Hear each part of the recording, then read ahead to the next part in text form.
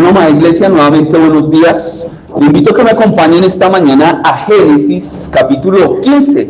Venimos haciendo nuestro estudio exegético capítulo a capítulo del libro de Génesis.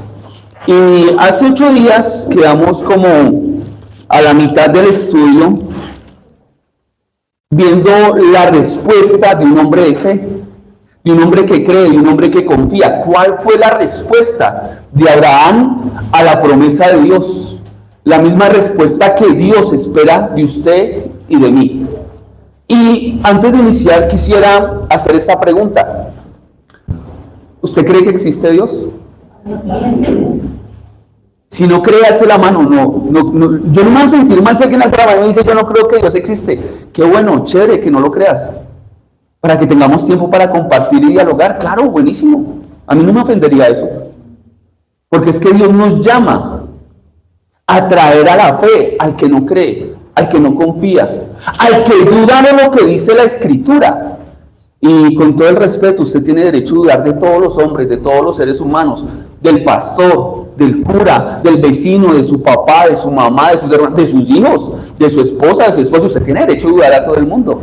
Pero el único que no tiene derecho a dudar es de Dios. Porque Dios lo que dice, lo cumple. El 100% de la Biblia es profecía, el 99% ya se cumplió, porque Dios no cumpliría el 1% restante. Quiero hacerle esa pregunta, porque la historia no existe desde que usted nació. ¿Cuántos años tiene? ¿20, 30, 40? No sé cuántos años tenga usted, pero la historia no inicia con su vida. La historia inició con el primer hombre llamado Adán, y toda la historia de la humanidad la va a encontrar en este libro como Dios la describió que iba a ser antes de que sucediera. Profecía cumplida. ¿Por qué Dios no cumpliría el 1% restante? Una buena pregunta, si es que eres escéptico de las Sagradas Escrituras. Pregunta, ¿crees que hay un Dios? Segunda pregunta, ¿le crees a Él? ¿O abres la Biblia para debatirle a Él? Cuando tú vienes a la Biblia con un corazón escéptico de que lo que dice es mentira, de que no hay nada que valorar ahí, de que no hay nada que mirar, tal vez te estás perdiendo una buena oportunidad. ¿Sabes cuál es? Que Dios te hable. Que Dios te hable. Porque en la iglesia el pastor no viene a convencer. Mi trabajo no es convencer a nadie, ese es el trabajo de Dios. El mío es traer el mensaje que Él me envía a dar. El único que convence es Dios. Él convence de pecado, justicia y juicio. Es el trabajo y el papel del Espíritu Santo, la tercera persona de la Trinidad. ¿Quiere ser convencido por Él? Le invito a que en esta mañana arrodille su corazón y hable con Dios, y tal vez le diga lo que le ha dado temor decirle: háblame, enséñame, edúcame, deshaz mi corazón y vuélvelo a hacer. Conviértelo en polvo, pero vuélvelo a hacer, porque están manos seguras, en las manos de Dios. Cierre sus ojos en esta mañana, inclinemos el corazón, arrodillémoslo y hablemos con Cristo, hablemos con Dios, hablemos con el Padre y con el Hijo. Padre amado, te damos en esta mañana gracias. Venimos con necesidad de escucharte, con necesidad de oírte, con necesidad de experimentarte, con necesidad, Señor, de reconocer tu existencia, pero también con la necesidad de creerte. En muchas cosas he dudado. Quiero que tú me aclares, quiero que tú me enseñes, quiero que tú hables a mi vida, quiero que tú me orientes, quiero que tú me abraces, quiero que tú me consueles, quiero que tú me edifiques. Tu palabra, Señor, fue dada a los hombres para ello, para que cuando necesite un abrazo, ir a tu palabra, para que cuando necesite ánimo, ir a tu consejo y ver cómo me animas. Aquí estoy delante de tu palabra, que es poderosa. Quiero ser aconsejado, quiero ser fortalecido, quiero que mi mente sea renovada, quiero que mi corazón, Señor, sea restaurado, reparado. Aquí vengo, quiero ver la sanidad que tú me ofreces a través de tu Escritura. Creo que tu palabra tiene poder para sanar. Listo, versículo 10, lea conmigo. Y tomó todo esto y lo partió por la mitad y puso cada mitad enfrente de la otra, mas no partió las aves. Y descendían aves de rapiña sobre los cuerpos muertos, y Abraham Listo, entonces el Padre Celestial le dice a Abraham, le da una lista, ¿cierto? Una lista que no es una lista de mercado común y corriente. Parecería la lista de qué, como de algo siniestro, ¿no? Pero eso parece la lista de un brujo. Un animal para partir por la mitad, otro animal para partir por la mitad y otro. Oiga, parecería algo que, oiga, eso lo pidió Dios. ¿Por qué lo está pidiendo Dios? Porque en la época, quiero dejarle claro, hay una costumbre en la época. Alguno pensará, eso, ¿cómo es que le va a pedir animales para sacrificar? Tienes que entender el contexto histórico. En el contexto histórico, voy a darlo con un ejemplo fácil. Pues fácil para mí, pues, abogado, a ver, una compraventa. Usted cuando va a comprar una casa, hace un contrato que se llama promesa de compraventa, o promesa de compraventa de un carro, de un vehículo. Esa promesa es una expectativa de que se va a materializar un negocio, ¿cierto? Esa promesa no es que ya se materializó, es la expectativa de que se va a materializar. En esa promesa usted se va ante un notario después y celebran la compraventa y la registran. Le ponen unos sellitos nomás de bonitos, ¿cierto? Y entonces queda registrada solemnemente la venta. Ya dejó de ser una promesa, se convirtió en un negocio materializado. Esos animales en la antigüedad, aquí Dios, cuando está hablando con Abraham, no le está hablando de algo que Abraham no conozca. Abraham no se va a hacer la pregunta, ¿y para qué esos animales? Abraham no va a dudar, porque sabe que en la época la forma de cerrar un negocio, la forma de un contrato, era con unos animales partidos en la mitad, donde su sangre quedaba derramada. Y las dos personas que estaban haciendo el contrato, ¿sabe qué hacían? Piense por un momento, imagínese la visión ahí en su mente, con los animalitos partidos por la mitad, la becerra, la cabra, el carnero, la tórtola, el palomino.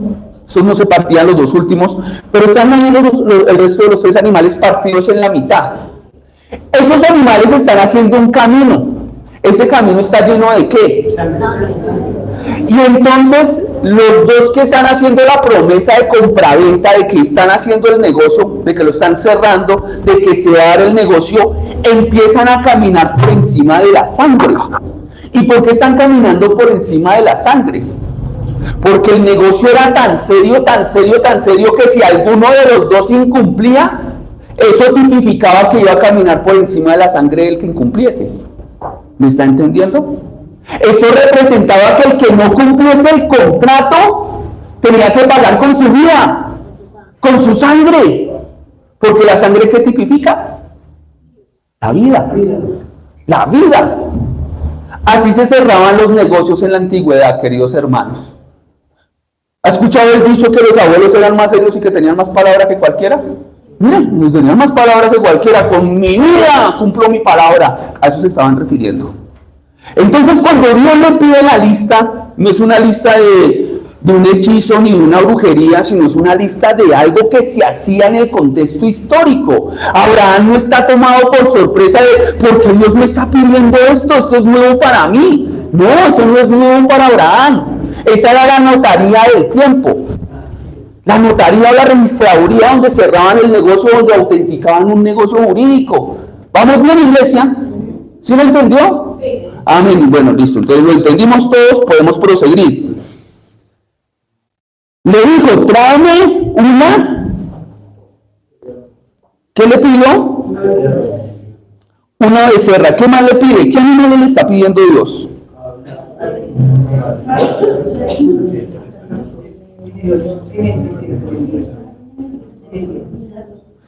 Y le dijo, tráeme una becerra de 3 años, una cabra de 3 años, un carnero de 3 años, una tórtola también y un palomino. Y tomó todo esto y lo partió por la y puso cada mitad una enfrente de la otra, menos, ¿qué no partió? Las aves. Menos las aves. Cuando viene la promesa de Dios, Recuerden que Abraham hace una pregunta. ¿Qué pregunta hace? ¿Y cómo he yo de conocer esto? ¿Cuándo se va a dar? Señor, ¿en serio esto se va a dar? Y dijimos en la sesión pasada que a veces debemos preguntar porque a veces las promesas de Dios se tardan, otras veces son muy rápidas, de manera inmediata, mediata o larga. Y entonces Abraham ya está que 72 años con una mujer muy mayorcita, están entrados en años y dicen, pero ¿cómo voy a tener descendencia que herede?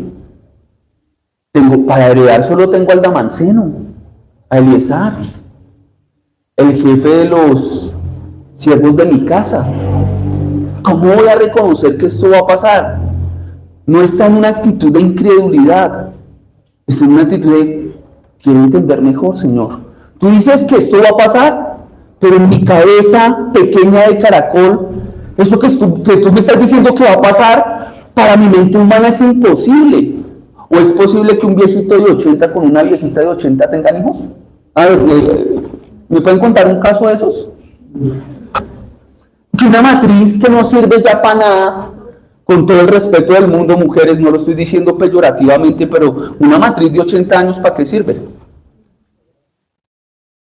Para nada, para tener hijos no sirve. No sirve para procrear, no sirve. Y si ya dejaba la costumbre, como también la Biblia nos lo va a decir, la costumbre es que no llegaba el periodo menstrual, pues ¿cómo va a estar fértil? Lo que es imposible para el hombre es posible para Dios. Y por eso si usted viene con una actitud correcta entendiendo eso, Señor, esto es imposible para mí, ¿cómo es que le vas a hacer? Porque yo no entiendo. Es válida la pregunta que Abraham está haciendo. A veces debemos llegar con preguntas válidas y con la actitud correcta. Abraham tiene la actitud correcta, preguntó correctamente. ¿Y Dios qué hizo? Le contestó. Viene la promesa, viene la forma del pacto de la promesa, viene como Dios le dice, vamos a autenticar este negocio. Ya no va a ser una mera promesa, sino que se le va a dar cumplimiento. Ya tenemos el contrato de cumplimiento.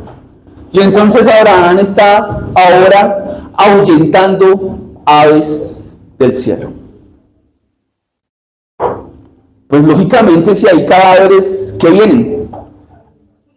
¿Cierto? Vienen los chulos, vienen los buitres, los gallinazos a querer que... Pero también quiero llegarte a algo, querido. Cuando Dios te promete algo,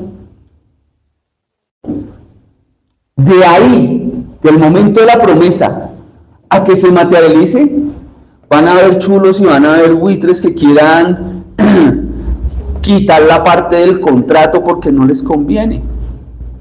¿Me estás escuchando? Esta mañana, ay, gloria a Dios, esta mañana un hermano en el tiempo de la cena sacó un pasaje hermoso. El sembrador salió a sembrar, la parábola del sembrador, ¿cierto? Y sí, y fue cauteloso y lo enseñó de la forma como es.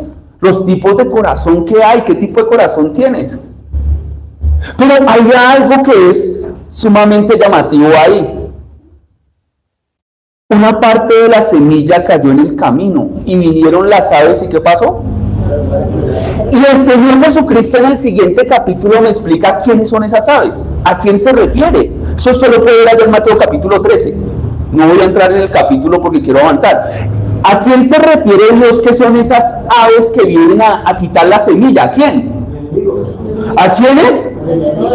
Y el trabajo de ellos es hacer que oposición a que la semilla crezca de fruto, de evidencia de la realidad, ¿cierto? En este momento los chulos aquí aparecen también, aparecen las aves queriendo ¿qué? Hacer oposición. Queridos, ustedes van a ver que en la vida de Abraham de ahí en adelante sí hay una promesa establecida, pero como la vida de todo creyente va a tener oposición de alguien que no quiere ver la promesa materializada de Dios en su vida, no solamente en la Abraham, sino en la suya y en la mía. ¿Eres consciente de que se opone entre tú y Dios en ver materializada la promesa? ¿Será que un hombre de Dios va a venir a decirte, hoy nos vamos a tomar, hoy nos vamos a drogar, hoy nos vamos con otras mujeres? ¿Será que un hombre de Dios te va a enviar a alguien a que te dé ese consejo? ¿Qué se está oponiendo entre tu vida y la promesa de Dios. La promesa de Dios es salvación eterna en Cristo Jesús. ¿Sabe qué es lo primero que se opone? Tu pecado y mi pecado. Y el enemigo se aprovecha, las aves de rapiña se aprovechan de eso que hay en el corazón para picotear. Y usted diga, ay no, yo en la iglesia me siento incómodo, yo como que me devuelvo otra vez para donde estaba. Yo como que me devuelvo otra vez a ver mis series cochinas. Yo como que me devuelvo otra vez a seguir escuchando a mis amigos pervertidos. Yo como que me devuelvo otra vez a estar en mi Ur de Caldea, con mi droguita, con mi traguito, con mi rumbita, con mis mañas. Va a haber oposición. Y estamos empezando el año. ¿Quiere profecía para este año?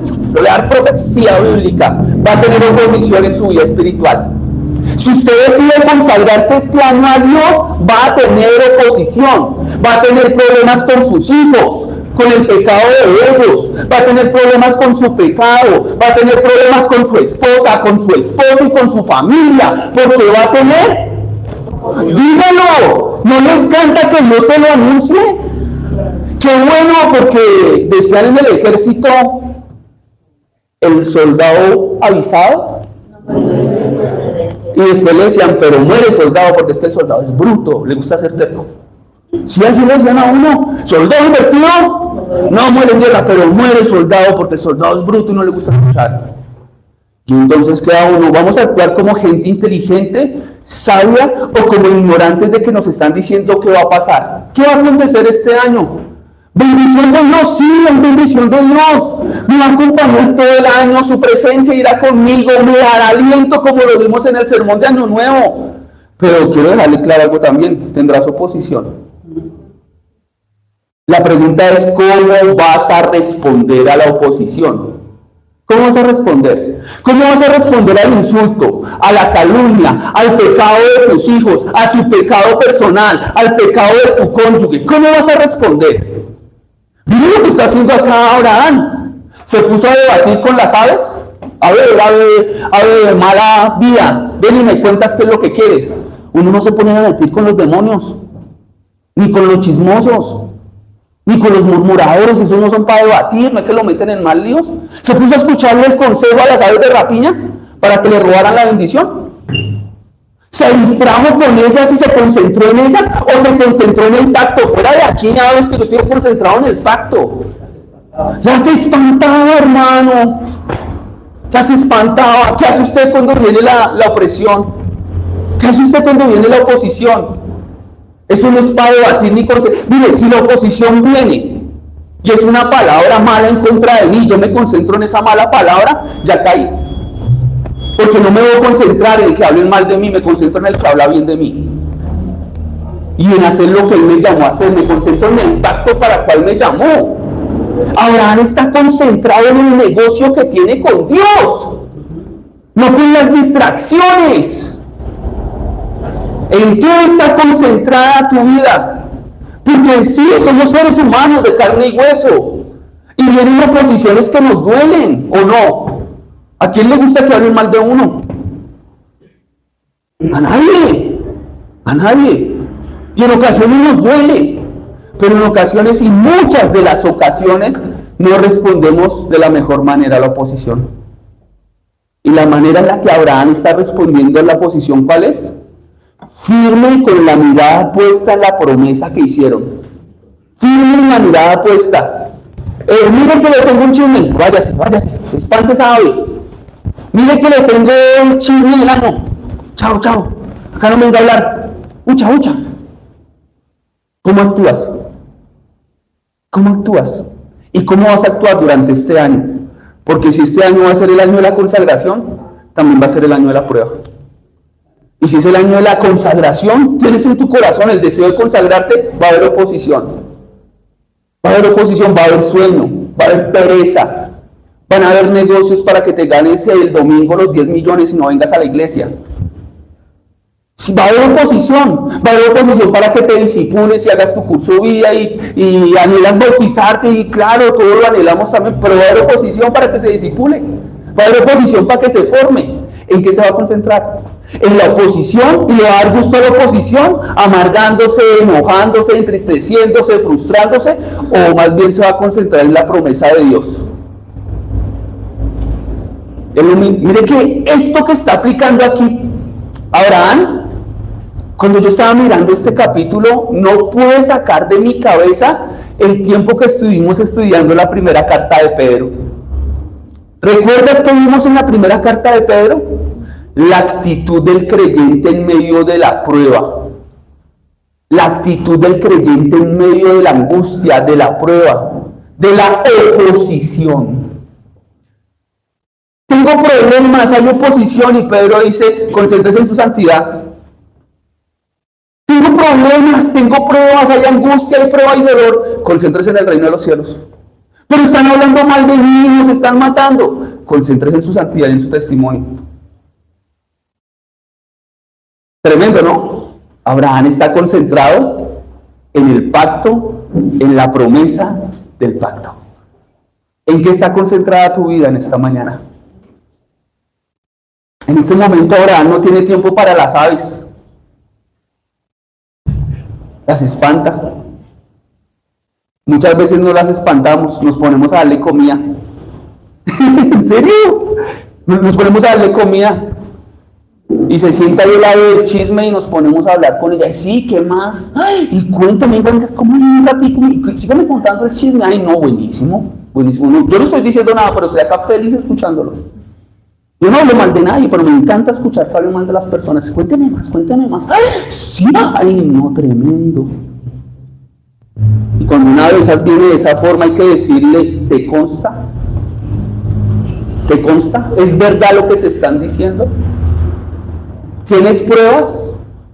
Porque si es un chisme del pastor, le toca decirle, tienes que venir con 2 testigos para que tu chisme sea sustanciado y conste delante de las personas, o si no estás murmurando.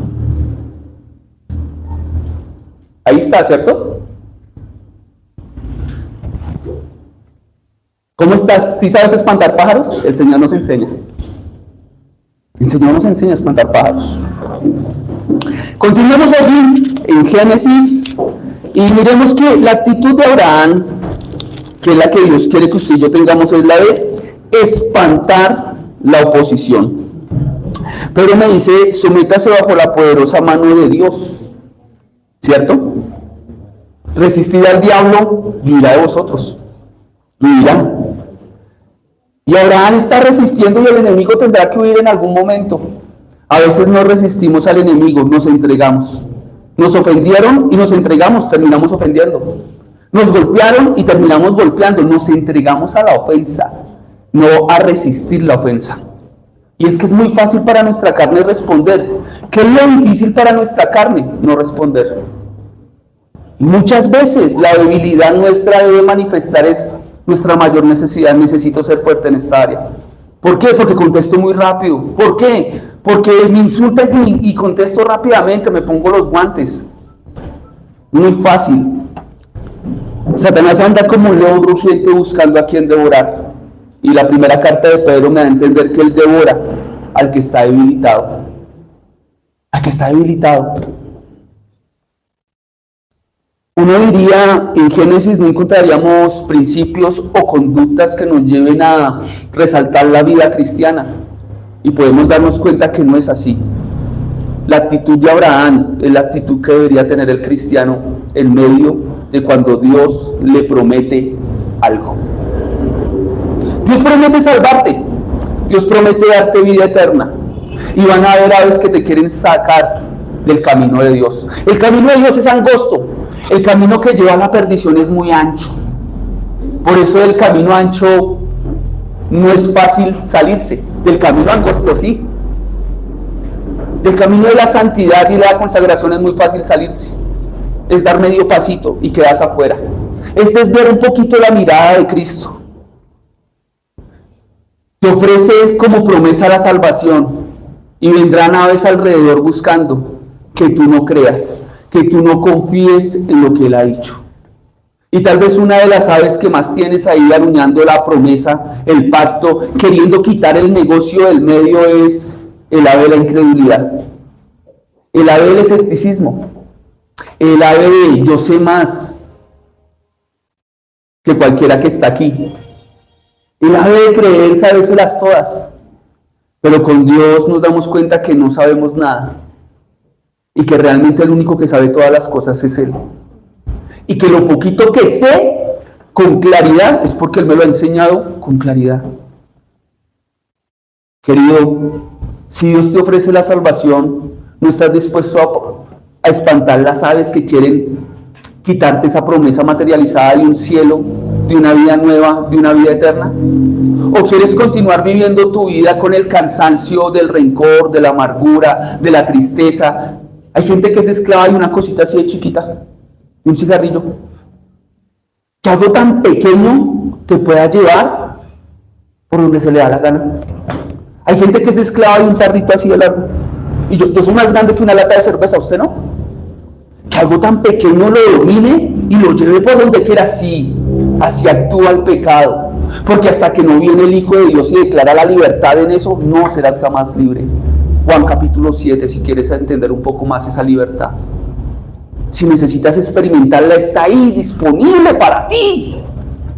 Pero empieza a espantar a los habichuchos que vienen a decirte: no pierdas el tiempo en la iglesia, no creas en ese Dios, ¿eso para qué ese Dios? Y hay cristianos vestidos de habichuchos que no son cristianos, que vienen y se comportan en la iglesia como ovejas, pero son aves de rapiña, porque quieren es espantar a la gente del camino, a decirle: no siga a Dios, ¿eso para qué? Y muchas veces no tienen ni que abrir la boca diciendo no lo siga, sino simplemente un acto de inmoralidad. Cristiano diciendo ser cristiano y viviendo inmoralmente mal, mirando cómo acostarse con las jovencitas en la iglesia.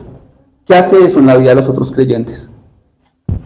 Y si es una persona que está llegando novata, que dice: uy, no, yo por acá no vuelvo, miren, si eso es ser cristiano, no, delante de Dios, perdónenos si usted ha visto eso.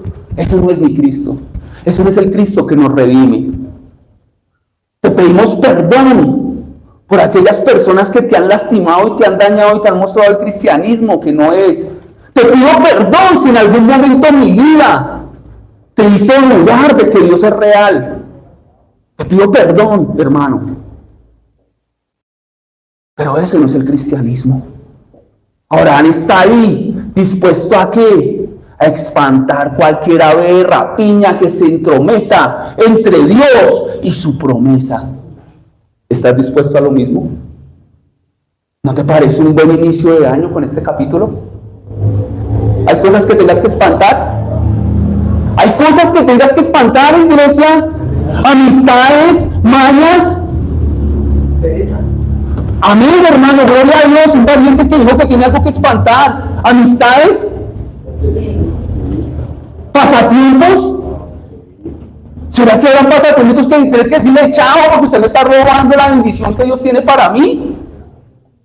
Hermano, que me escuchan esta mañana, espero Dios le esté hablando porque Dios está siendo puntual conmigo con lo que me está diciendo también.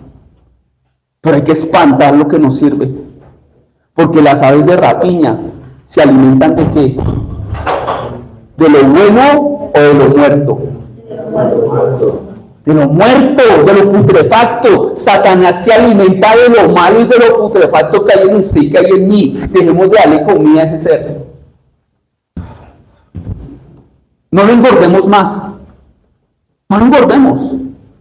Lo estamos engordando con la envidia, con el orgullo, con la falta de perdonar y de pedir perdón, con la prudencia, porque a veces somos muy imprudentes, con la insensatez, con la desobediencia y la rebeldía de que Dios nos ha pedido que hagamos cosas y no las hemos querido hacer. Espantemos y no engordemos al enemigo. No lo engordemos. Que sea más bien el enemigo siendo utilizado por Dios para darnos de comer y no nosotros alimentándolo a él con nuestro mal proceder. Porque si Dios quiere traer cuervos para alimentarnos, lo puede hacer. Pero cuando le llevó los cuervos a Elías no se puso a hablar con ellos de Biblia, de teología, y mucho menos de la vida, a pedirles consejos. Porque un cuervo, ¿qué tipo de consejo le va a dar? Si vive alimentándose de la muerte. ¿De qué le va a dar? ¿Un consejo de qué? De carroñero, de destrucción. Lo quiere ver muerto. Lo quiere ver muerto. Y hemos pecado, hemos puesto nuestra confianza en cañas quebradas que no son creyentes. escuchándoles lo que tienen que decir acerca de la vida espiritual cuando no han nacido de nuevo. Y terminamos pecando, porque terminamos extraviándonos en el consejo del enemigo y no en el consejo de Dios. ¿A quién has escuchado? ¿Quién ha sido tu consejero? Porque normalmente el que más habla de uno o mal habla de uno es porque con el que más uno se ha comunicado. Es normalmente eso. Espantemos la carroña de nuestra vida y que este año, en medio de la oposición que venga, tengamos la mente en ver la promesa de Dios hecha para nosotros. Versículo 12. ¿Hay oposición? Sí. Pero después de la oposición, ¿qué tiene que venir? Después de la tormenta, ¿qué viene? La calma, el gozo, el disfrute, ¿cierto? Eso vendrá después de la oposición. El momento en que el Señor nos mirará y diga: buen obrero fiel, eres digno de tu salario, ven al gozo de tu Señor. Es lo que yo espero. Versículo 12. Mas a la caída del sol sobrecogió el sueño a Abraham, y he aquí que el temor de una grande oscuridad cayó sobre él. Abraham tenía temor porque estaba actuando erróneamente, o tenía temor porque se estaba acercando a la presencia de Dios. ¿Por qué? Porque la presencia de Dios se estaba acercando y él estaba entrando ¿en qué? En temor. En temor, claro. Y Señor, le hago una pregunta: ¿qué pasaría si usted voltea a mirar al lado y encuentra al Señor Jesucristo ahí sentado diciéndole buenos días? ¿Qué pasó? El que me vaya a decir que se va a totear de la risa, hermano, no conoce a Cristo. Usted se espanta: Señor, yo no soy digno. Lo veré llorando, lo veré de otra forma, pero que vaya a decir que se va a totear de la risa con esos parafernalias que hacen en otros lados, no, eso no es de Dios.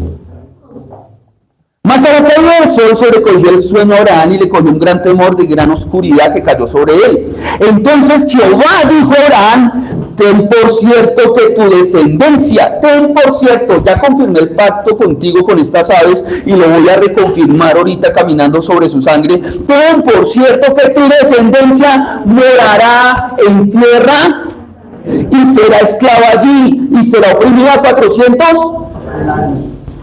¿Dios le está profetizando el futuro a Abraham?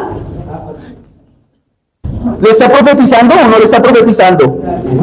¿Qué le está profetizando? Que su descendencia, ¿dónde iba a estar? Tierra ajena. ¿Cómo se llama esa tierra ajena? ¿Cómo se llama? Egipto. ¿Dónde encuentro eso? Eso lo encuentro usted en Éxodo capítulo 1 en adelante. Después de la muerte de José, que José estaba allá en Egipto, pues los israelitas llegaron allá a Egipto y llegó alguien que no conocía a la familia de José, y entonces empezaron a oprimir al pueblo de Israel. ¿Y cuánto tiempo lo oprimieron? 400. ¿Se cumplió la promesa? O sea que esto se profetizó 400 años antes de que se cumpliese. ¿Cómo la ve? 400 años antes de que se cumpliese. Se cumplió 400 y un poquito más, sí, claro que sí. 30 años. 30 años. No, sí, muy bien, 430 años, sí. Ok. Mas a la caída del sol sobrecogió el sueño a Abraham, y aquí que el temor de una gran oscuridad cayó sobre él. Entonces Jehová dijo a Abraham: ten por cierto que tu descendencia morará en tierra ajena y será esclava allí y será oprimida 400 años. Mas también a la nación que servirán juzgaré yo, y después de esto saldrán con gran. ¿Qué le prometió Dios a Abraham? Le hizo una promesa de que le iba a acompañar, de que iba a estar con él, de que iba a haber descendencia, y ahora le está diciendo: esa descendencia va a estar esclava en Egipto. ¿Y por qué? ¿Por buen comportamiento o por mala conducta? Ah, bueno, entonces usted sabe más Biblia que yo, sí, ya tiene la respuesta. Pero también nos prometió algo: redención. ¿Entiende la palabra redención? Rescate, redimir, rescatar. Dios prometió que uno en medio de esa opresión y de esa esclavitud iba a venir a librar a la descendencia de Abraham. Y eso usted lo puede ver ¿dónde? Éxodo capítulo 12 en adelante. Usted puede ver que Dios saca al pueblo de Israel con gran riqueza. Yo quiero preguntarte algo, y esto quiero que lo utilices de ejemplo para tu vida. ¿Dios está diciendo que va a sacar de la esclavitud al pueblo de Israel? ¿Sí o no? Sí. ¿Dios promete sacarlo? Sí. ¿Dios promete sacarlo con una mano adelante y la otra mano atrás? Quiero decirte algo, de donde Dios te saca bendecido. Te saca para prosperar. Pero recuerda que la prosperidad no siempre es económica. Donde Dios te saca para bendecirte. Cuando Dios te saca de la opresión, de ser esclavo allá de Egipto, en lo que estés sirviéndole a Egipto, te va a sacar con riqueza. La primera riqueza es su presencia, su Santo Espíritu. Ya eres archimillonario. Pero no tengo casa, pero tienes el Espíritu de Dios. No tengo carro, pero tienes una morada en el cielo. Y acá es temporal. Yo prefiero no tener casa acá, no tener casa en el cielo, que es eterno. ¿Y usted? Más, versículo 14, también a la nación a la cual servirán juzgaré yo, y después de esto saldrán con gran riqueza. Dios promete no solamente que va a haber opresión, sino que va a haber un juicio, porque si a la nación que va a oprimir se le pasa la mano, Él lo va a juzgar. Pregunto, ¿Dios lo cumplió? Las plagas en Israel se cumplieron, ¿cierto? Las plagas en Egipto para sacar libre a Israel. La saca con mano poderosa, mostrando cada plaga su poder, el poder de Dios, el dedo de Dios, el Espíritu Santo moviéndose en medio de cada plaga. La lucha de Dios contra los dioses paganos. Dios apagándole la luz a Ra, al Dios Sol. Dios mostrando que ningún otro Dios es vivo, es real y tiene el derecho de ser llamado Dios, sino solamente Él.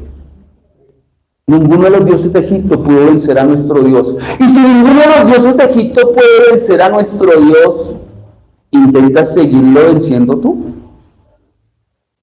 ¿Sigues enfrentándote contra Él en una lucha que jamás ganarás? Hermano, hermana, ¿qué Dios debe ser eliminado de su vida y de mi vida? La idolatría, la autosuficiencia, el orgullo, la vanidad, la dureza de corazón. Dios liberó al pueblo de Israel y lo saca de Egipto, mostrando su victoria sobre todos los dioses que los hombres tengan. Y ese Dios hoy te está diciendo: aquí estoy dispuesto para ti. ¿Crees en mi promesa? Yo la materializo. Confía en mí. Si Él te pregunta en esta mañana, ¿crees en mi promesa? ¿Cuál será tu respuesta? ¿Crees en mi promesa? De tal manera te amo que te doy a mi hijo, que si crees en Él vas a tener vida eterna. ¿Crees en mi promesa? Versículo 15. Y tú vendrás a tus padres en paz y serás sepultado en buena. De una vez le hizo promesa de que iba a pasar con su vida. ¿Qué iba a pasar con la vida de Abraham? ¿Iba a morir muy jovencito? ¿O en buena vejez? ¿Con demencia senil y enfermo? En buena vejez. Queridos, esta es una de las promesas que yo quiero para mi vida. Es una de esas promesas que quiero robarme para Dios. Yo quiero morir en buena vejez. Yo oraba mucho y una vez cuando papá murió, mi esposa me dijo: yo creo que tu papá no sufrió tanto fue porque Dios tuvo compasión de ti. Me dio a entender eso porque veníamos orando, yo diciendo al Señor: yo tengo miedo de que mi papá tenga que sufrir todo lo que sufrió mi abuela. Mi abuela tuvo muchas enfermedades. Desde los 30 años, cáncer de piel, cáncer de estómago, cáncer de no sé qué, cáncer en todo lado, cirugía tras cirugía, y casi cada 15 días la desunciaban. Llegó a los 84 años de edad batallando con ese tema, demencia senil, en fin.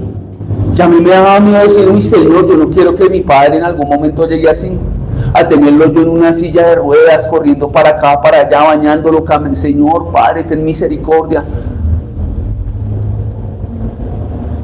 Y bueno, mi padre tuvo una muerte bonita, se lo llevó un infarto fulminante, ¡pam!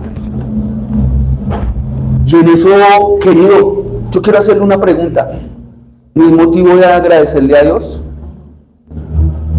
Es motivo de agradecerle a Dios. Señor, si no me vas a dar una buena vejez, grandes y largos años de vida para seguirte sirviendo, porque yo anhelaría, Michael, para el gusto de muchos, a mí me gustaría morir así. predicando el evangelio, pegado al púlpito como el pastor ese que murió hace poco por allá, haciendo la obra del Señor, para disgusto de muchos. Pero otro día ¿cuándo será que llega el cambio del pastor? Que llegue rápido porque ya no me lo aguanto.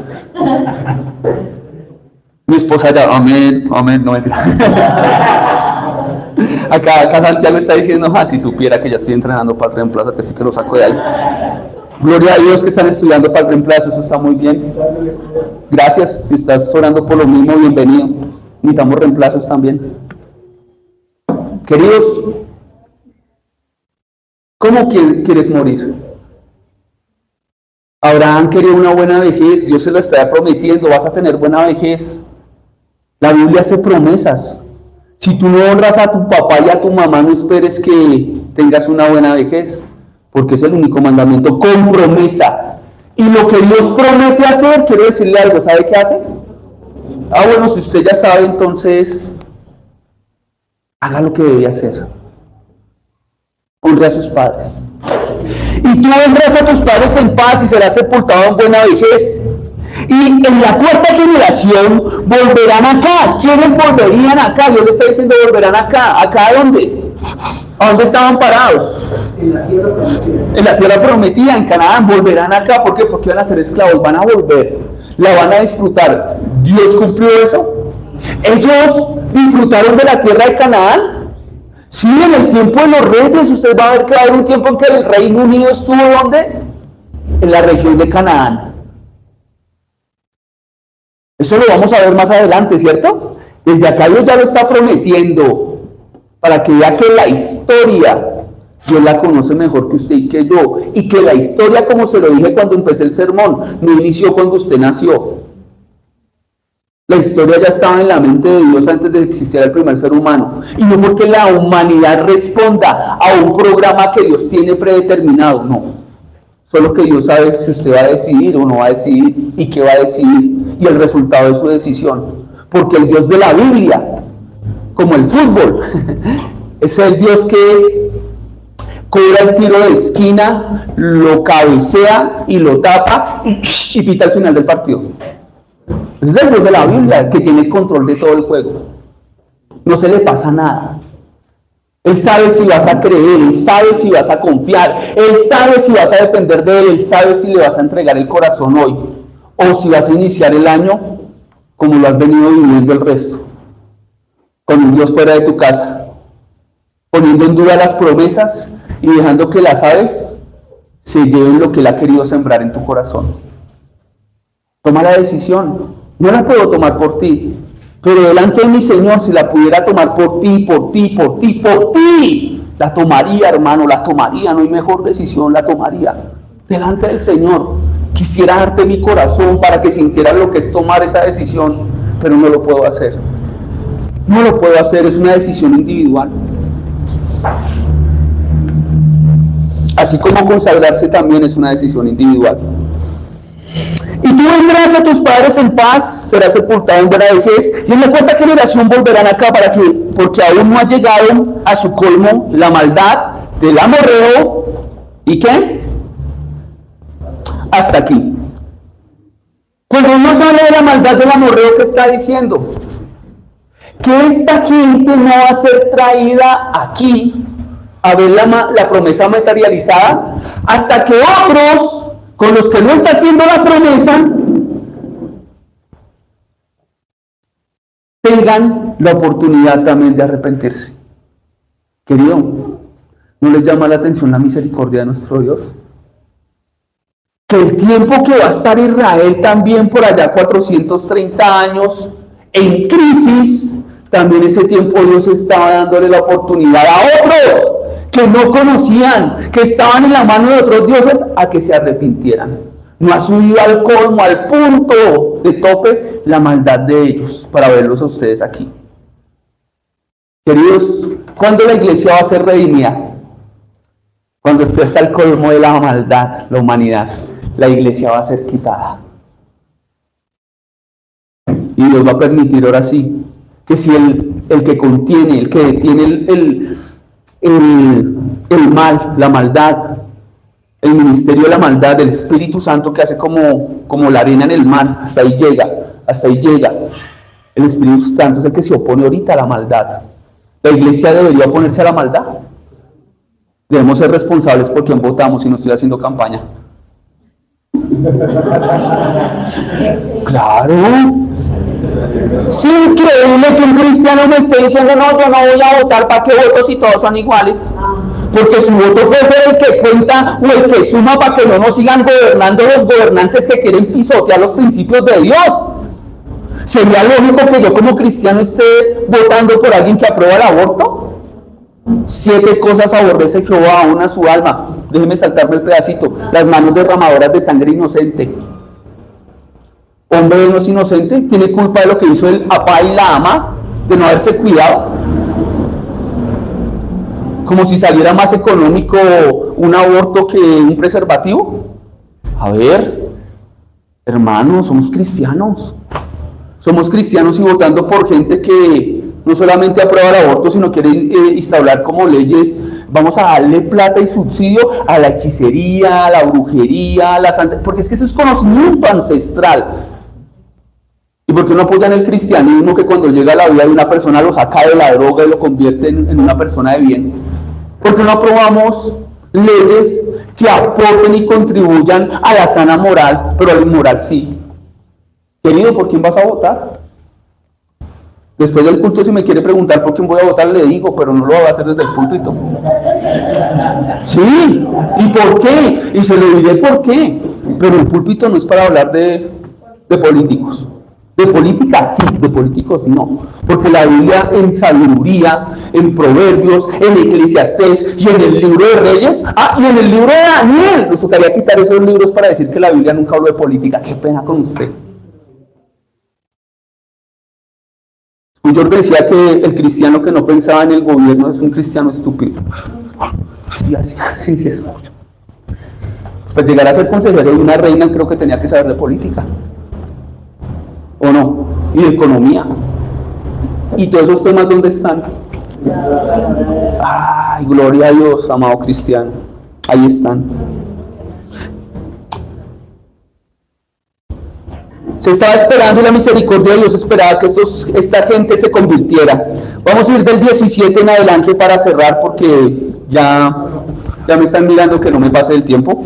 Y sucedió, puesto el sol ya oscurecido, se veía un horno hirviendo, y una antorcha pasaba entre los animales divididos. Y una antorcha pasaba entre los animales divididos. Yo le quiero hacer una pregunta, vamos a seguir adelante. En aquel día hizo Jehová un pacto con Abraham diciendo: a tu descendencia daré esta tierra, desde el río Egipto hasta el río Grande y el río Éufrates, la tierra de los cenezeos, de los eneos, de los feniceos, de los cadmoneos, de los heteos, de los fereceos, de los rafaitas, de los amorreos, de los cananeos y de los jerjeseos y de los jebuseos.